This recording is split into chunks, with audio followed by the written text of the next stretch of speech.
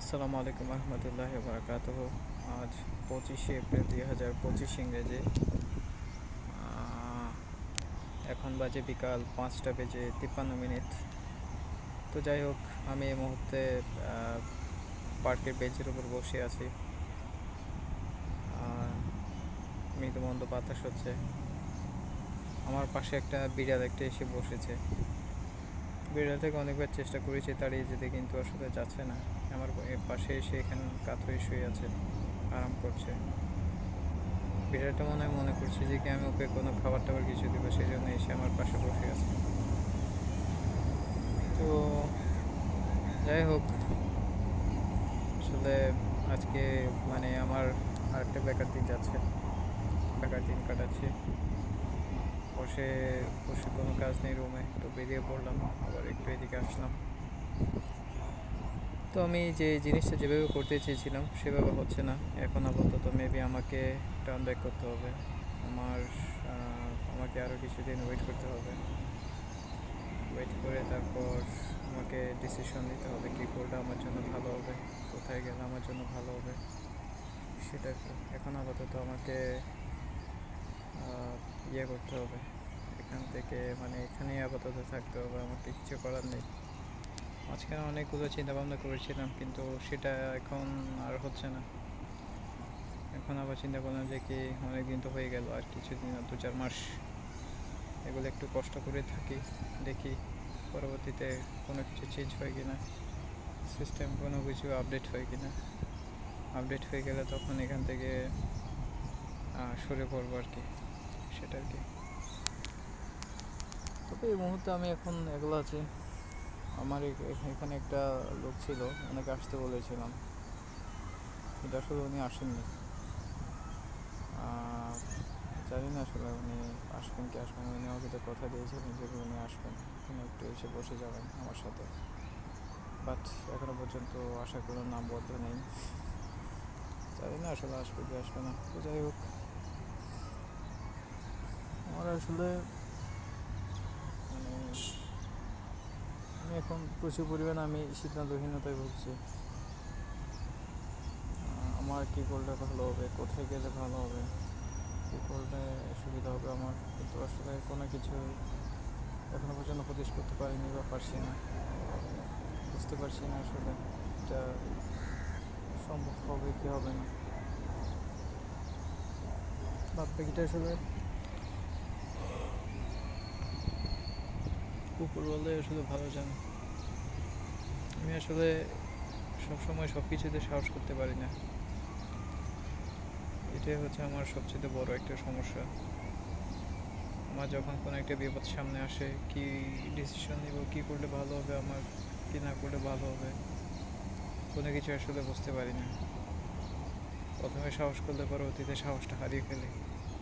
কিন্তু মানুষের জীবনে যারা ছেলে আছে, ছেলেদের জীবনে আসলে রিস্ক নেওয়াটা হচ্ছে যে কি একটা অনেক বড় একটা গুণ। কারণ রিস্ক না নিলে আসলে জীবনে সফলতা আসে না। কিন্তু আমি আসলে সেই রিস্কটা আমি নিতে চাচ্ছি না বা পারছি না, হচ্ছে না, সেটা আর কি। আমি যখন আমার কমফোর্ট জোনে চলে আসি, তখন চিন্তা করি যে কি আসলে মানে সব কিছুই সম্ভব, সব কিছুই করা যায়, এটা করতে পারবো, ওইটা করতে পারবো, এটা সম্ভব, ওইটা সম্ভব, এবং তেমন অনেক কিছু আবার তেমন অনেক কিছুই চিন্তা করি। তো যখন আবার কমফোর্ট জোন থেকে যখন দূরে সরে যায়, তখন জীবনটাকে অনেক কঠিন মনে হয় যে আসলে এই জিনিসটা চিন্তা করেছিলাম, এটা তো এরকম, এটা তো হবে না, ওই জিনিসটা চিন্তা করেছিলাম, এটা তো এরকম, এরকম আর কি। তো যার কারণে দেখা যাচ্ছে যে কি আসলে আমি সিদ্ধান্তহীনতায় ভুগি। সমস্যা আসলে এটা সমাধান করার চেষ্টা করি না বা হয় না। এখন আসলে সেম সিচুয়েশনের মধ্যে পড়েছি, গত 1.5 বছর ধরে আসলে আমার এই সিচুয়েশনের মধ্যে ছিলাম, এখনও পর্যন্ত আছে। তো চিন্তা করলাম যে কি আমার আর তো বেশি দিন বাকি নেই, 5 মাস তো বাকি আছে।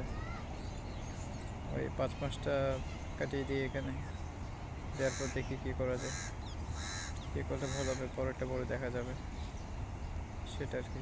বাদ বাকিটা উপরওয়ালায় ভালো জানে কী করে সেটা। আর আস্তে আস্তে আসলে বিকালটা করি, আস্তে আস্তে সন্ধ্যা হচ্ছে, সূর্যের আলো আস্তে আস্তে আরও বেশি লাল হয়ে যাচ্ছে, আর রং বদলে যাচ্ছে। আর এইভাবে আরেকটা দিন কেটে যাচ্ছে। তো আজকে ছিল শুক্রবার, দুপুরে নামাজ কালাম বললাম, আজকে নামাজ কালাম পড়া ছাড়া তেমন একটা স্পেশাল আর কোনো কিছু ছিল না, সেটা আর কি। তো যাই হোক, অনেক কথাই বললাম।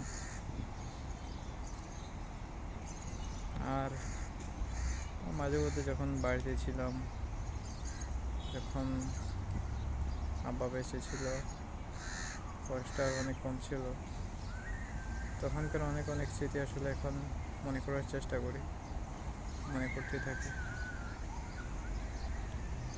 তখনকার আসলে এই জিনিসগুলো আসলে চিন্তা করলে মনের মধ্যে একটা আবেগ, একটা অন্যরকম একটা ফিলিংস কাজ করে। চিন্তা করি যে কি তখন এই জিনিসটা করতে পারতাম, চাইলে তখন ওই জিনিসটা করা হয়নি, ওই জিনিসটা করলে ভালো হতো। যেমন বর্তমান সময়ে আমি যে জিনিসটা এখন করতে চাচ্ছি না বা করছি না, এই জিনিসটা এখন আমার ফিলিংস হচ্ছে না কোন জিনিসটা করলে খুব ভালো হতো, কোন জিনিসটা না করলে ভালো হতো। কিন্তু আমি যখন আজকে থেকে 5 বছর পর, 10 বছর পর যখন চিন্তা করবো, তখন চিন্তা করতাম যে কি ওই বয়সটাতে আমি এই জিনিসটা করলে ভালো হতো, তখন আর একটু এরকম চেঞ্জ আসতো, এরকম হতো, বা এরকম এরকম সিচুয়েশন চেঞ্জ হতো।